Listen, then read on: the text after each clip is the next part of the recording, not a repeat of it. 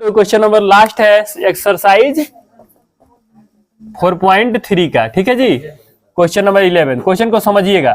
कह रहा है, क्वेश्चन सुन लीजिए आगे। दो वर्गों का क्षेत्रफल का योग 468 मीटर स्क्वायर है। यदि इनके परिमापों का अंतर 24 मीटर हो तो दोनों वर्गों की भुजाएं ज्ञात करें। बहुत अच्छा क्वेश्चन है। तो लिखेंगे माना पहली वर्ग की भुजा कितना आ गया छोटू?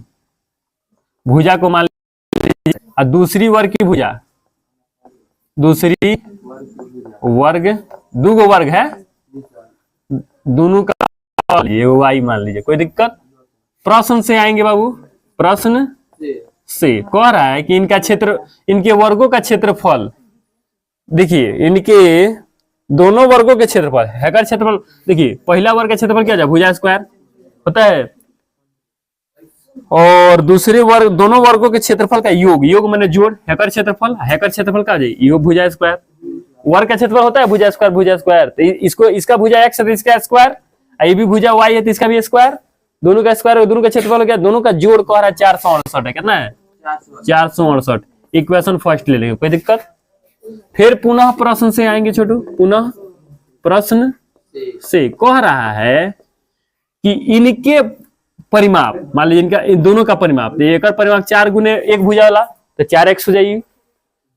दोनों के परिमापों का अंतर है का परिमाप 4 गुने y हो जाएगी, 4y, ताकि एक भुजा y बा चलते।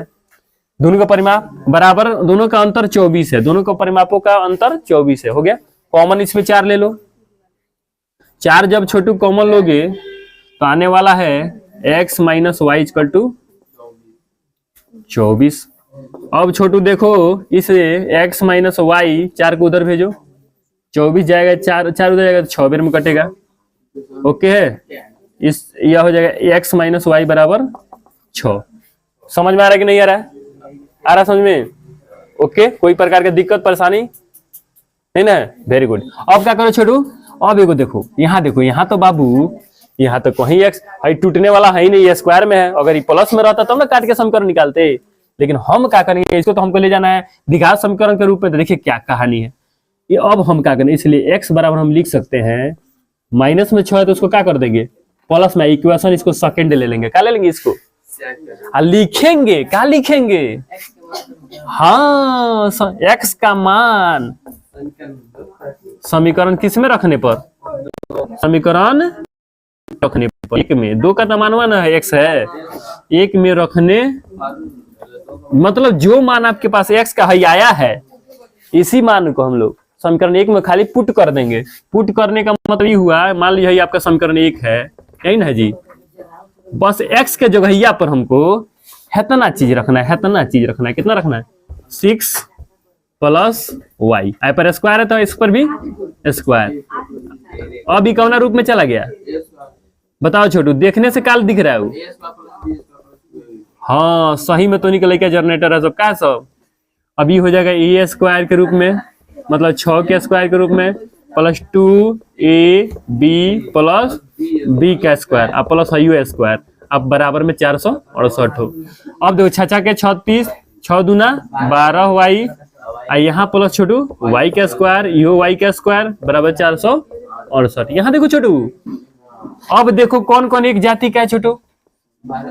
36 प्लस 12y, हाई देखो y मिलके 2y स्क्वायर, एगो स्क्वायर y स्क्वायर, एगो y स्क्वायर, एगो y स्क्वायर मिलके कई गो y स्क्वायर? 2y square. आई प्लस में इधर आएगा तो बराबर भेज ली। अब आइए देखिए आप क्या होने वाला है। इसको पहले ला दीजिए, 2y स्क्वायर को पहले ला दीजिए, 12y को बीच में ला दीजिए। हाई दोनों का प्लस माइनस करिएगा तो कितना आएगा जी? माइनस का तो आएगा फिक्स है। 8 में से 6 जाएगा 2, 6 में से 3 जाएगा 3, बचेगा 432 बराबर 0।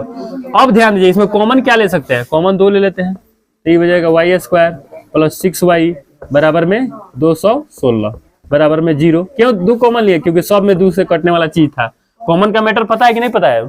नहीं पता, सब पता कर लीजिएगा हमसे। तो अब हो जाएगा y स्क्वायर प्लस 6y बराबर में, बराबर क्यों दे दिए रे भाई? ये माइनस का 216 बराबर में 0/2। अभी क्या हो जाएगा Y square plus 6y minus 216 equal to 0। इसलिए आपके पास क्या मिल गया, आपके पास क्या मिल गया बताइए जल्दी, क्या मिल गया? मूल मिल गया। खेल मतलब कि मूल थोड़े उसको बोलते हैं पकड़ो नहीं, मूल उसको कहता है जो निकल के आता है। इसको द्विघात समीकरण बोलते हैं। इसको क्या बोलते हैं? क्वाड्रेटिक इक्वेशन बोलते हैं। इसको क्या बोलते हैं? क्वाड्रेटिक इक्वेशन, ठीक है ना? क्वाड्रेटिक इक्वेशन है, आया समझ? इंग्लिश में इसको क्वाड्रेटिक इक्वेशन बोलते हैं। ओके, इसको सॉल्व करेंगे। जैसे ही हमारे पास क्या मिलेगा, y का वैल्यू निकलेगा। इसमें y का वैल्यू प्लस या माइनस में आएगा। मान अल्फा बीटा दो को निकलेंगे, प्लस आएगा माइनस में आएगा। माइनस वाला का वैल्यू नहीं रहेगा क्योंकि ऋणात्मक होता है, बात बताए थे आप लोग को। जो प्लस आएगा वही आपका यहाँ पर। अब देखिए यहाँ पर कहानी फंसेगी थोड़ी। यहाँ पर जो आपका मान x का या y का आएगा, मान लीजिए दूसरी भुजा का एगो आएगा, एगो का भुजा का आएगा, है नहीं आएगा तो x कहाँ से लाइएगा? तो यहाँ पर पुट कर दीजिएगा, समीकरण मान पुट करिएगा, आ जाएगा। कोई दिक्कत? मतलब एक वैल्यू आ जाएगा ना है जी। मान लीजिए y का आ गया, x का निकालना है तो बस y का मान लो अगर 2 आया तो 6 में 2 जोड़ देना है। देखो ये मतलब जो y का मान आएगा लिख दीजिए समीकरण 1 2 में रखने पर, 2 में रखिएगा तो निकल जाए 6 2 8, मतलब जो भी आए। चलिए जल्दी बनाइए। हमनी के तो चलिए छोटू देखिए, मान लीजिए आपका अल्फा कितना आया था?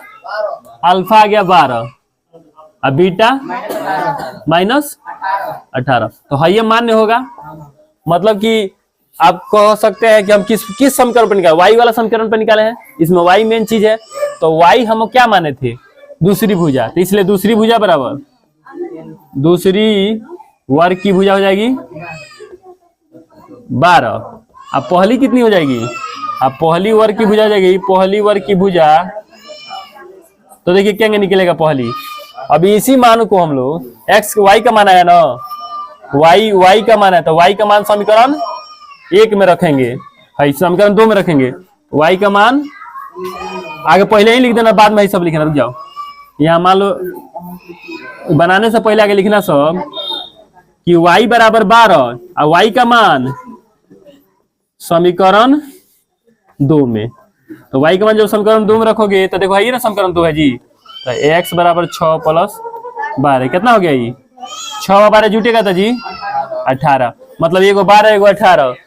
पहले y जिसको माने दूसरी भुजा 18, दूसरी भुजा दूसरी वर्ग की भुजा 12 और पहली वर्ग की भुजा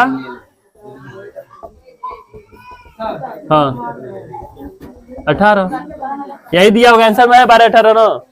कोई प्रकार का दिक्कत हो तो बोलो। ओके तो